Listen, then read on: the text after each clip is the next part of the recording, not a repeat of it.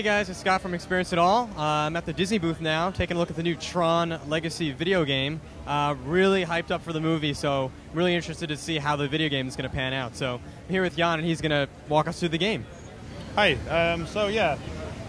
Basically, Tron Evolution is it's kind of like The Empire Strikes Back. It's like the bridge between the 1982 movie and the new 2010 movie Tron Legacy. So basically, we're going to be setting up like the story for this big finale that's going to happen in the movie. We actually have our own story and our own characters, but we share a few of the characters with the new movie. So this first section here, we're going to introduce the world and introduce a few of the characters. This character is called Cora, and she's played by Olivia Wilde, and she's actually a major character in both the game and the movie. You see these guys behind are yourself. You play a character called Anon, who is a system monitor created by Kevin Flynn. Your job is kind of to track down the cause of some mysterious goings-on that have been happening in the world. So this is really the first view that most gamers will be getting of the new Tron universe. And you can see how it's moved on since 1982. You can see we have like a city with tall skyscrapers. We have thousands of inhabitants milling around. Down here we have something called an installation ceremony, which is going on, which is basically like they're crowning a new leader.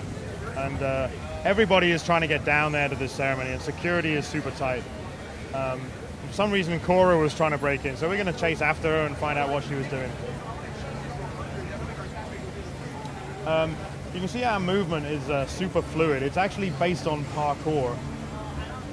So you're going to see a lot of wall runs, jumps, mantles, vaults, that sort of thing.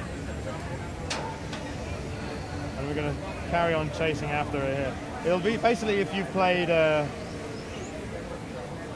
Mirror's Edge or Prince of Persia, you're going to be right at home here. Through this next section, we're going to start linking together a few of our mobility moves into combinations. So you can see like this bit here is going to be wall run, jump, wall run, and you're going to see situations where you're going to have to link together big combos of moves. So let's go through here and we'll show you a little bit about the combat and how the mobility and the combat work together. One of the things we've tried to do is mesh the combat and mobility so that you have to use your mobility in order to use your most powerful attacks. You have to keep moving around the world, and you have to use your mobility moves in order to charge up those attacks. We're going to fast forward the story here a little bit, and we're going to introduce the Abraxas virus. Abraxas is this guy who, everywhere he goes through the world, he leaves this trail of like digital corruption. And you can see not only does he corrupt the world, but he actually corrupts the guys in the world. So these guys here are infected with the virus, and we're going to take them out. So you can see I can throw my disc, take these guys out, but I can also use my melee attacks. And not only can I just do normal attacks, but I can charge up my attacks and do like super powerful attacks. So we're going to head back out into the city and follow the trail of corruption a little more. So in this next area here, we're going to start linking together our attacks into combos. And the really cool thing about our combat system is you can link together any combinations you like. You can do like disc melee, or jump disc, or disc jump melee, or anything you like. You can chain together super long chains of combos. And the longer and the more complicated the chains of combos you make, the more experience you'll gain and the more you can upgrade your guy. So you can see I've just leveled up my guy and we've acquired a new item. So this is the bomb disc. It has like this super powerful disc power attack, and I'll show you that in a minute. Another cool thing is anything that you earn in the game, you can use in multiplayer, and anything you earn in multiplayer, you can bring that straight back into story mode. We don't limit you on what you can use in either mode. So in this room here, we're going to bring it all together for the first time. We're going to show you how the mobility and the combat work together. So you can see I've now selected my bomb disc, and I can use my disc power on these guys. And you can see it's like a super powerful attack, and it just takes these guys out with no problem. But in order to use this attack, I have to keep my energy charged. You see this white bar here? That's my energy. And the more I use my bomb disc, the more I use up my energy. So in order to get more energy, I basically have to I can collect these little things, or I can vault over these shining objects in the world, and that will charge me up. and allow me to use my attacks again. Boom. Nice.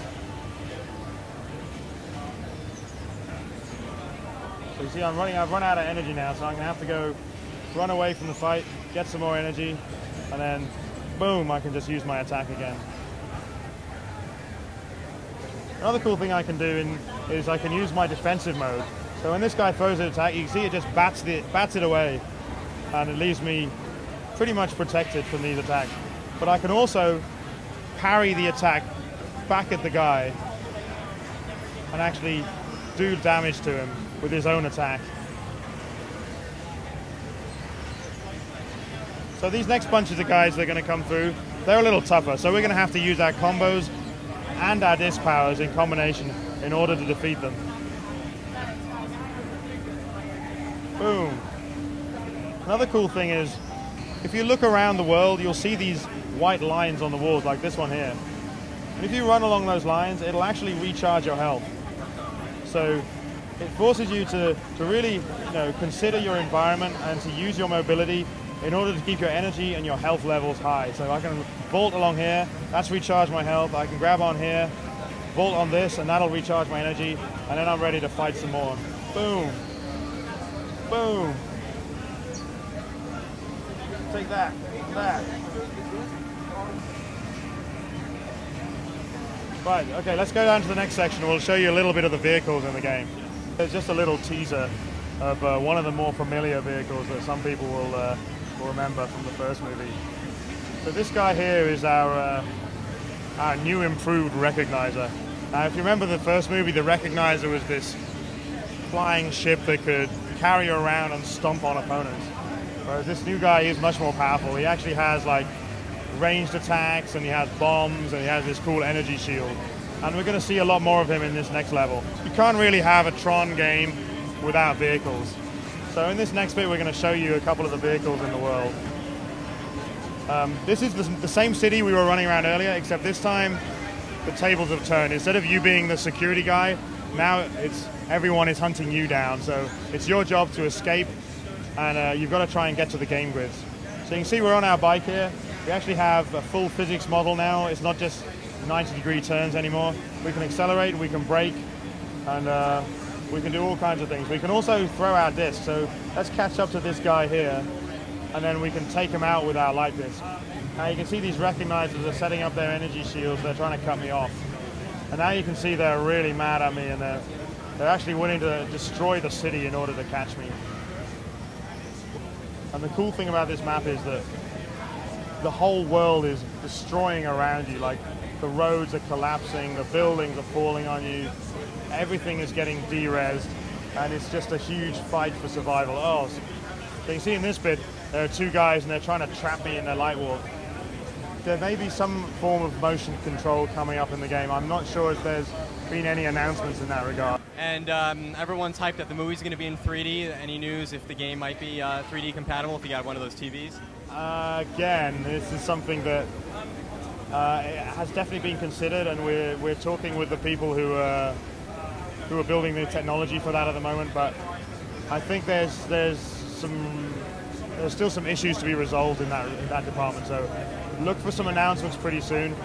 I think it would be fantastic if we could get the game in 3D, and I know that there are people looking at that, and if we're able to do it, we'll definitely try and do it. We don't have a firm date, but the idea behind the game is we want to release it just before the movie. Because we introduce so much of the story and the characters, we want people to be able to play the game and get a feel for the world, and also be able to, experience the world and get a feeling for how the world has changed since the 1982 movie. So we're aiming for about a month or so before the movie release, so that puts us sort of November-ish. All right, sounds great. Thank you very much. Really appreciate it. Cheers, no worries. It's great.